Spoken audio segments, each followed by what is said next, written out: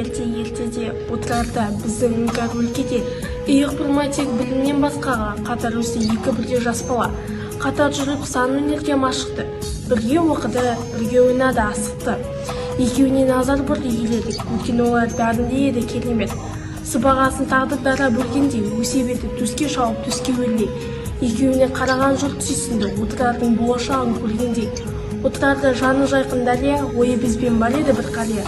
Сол қария бір күні екі шәкіртті құрметпенен өз үйіне шақыртты. Балақайлар, балапандар көкөрім, сендерге бір сауал қойсам деп едім. Туған жан деп өнерімен өртімен, екеуіңді сөз етіп жер ел түгел, екеуіңді танып білейін деп едім. Кімсіңдер?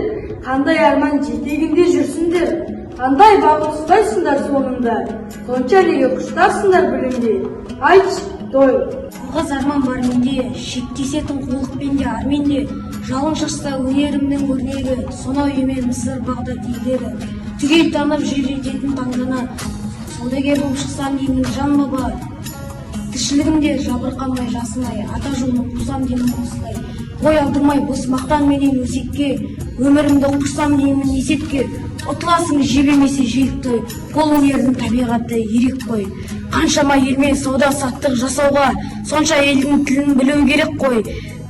Табу үшін жұрт таппаған айланы, көру үшін жұрт көрмеген пайданы. Ұлым, жерік қуыпсың, сонша неге жерде оқсандай соғыпсың. Барымызға, сорымызға туғандарың болар деп қуанып ем. Сорымызға туыпсың, сор боларсың, одан немен табарсың. Бәлкім арманды қайта қарарсың. Арманымды өзгерте алмадым жағдайым. Ал сен қалай бағыттадың? Жасырмай салына.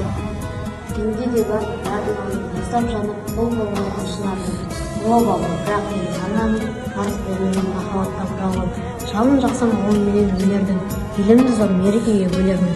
Бұл сапарым азаптыдан шығарау, неге осылай пешенемнен көрермін. Мейлі мәңгі жарымайын киімге, мейлі түйір нан қалмасын иімге. Мейлі ұлының еңбек етіп арынмен, жүргендігін ағынбасын қалың ел.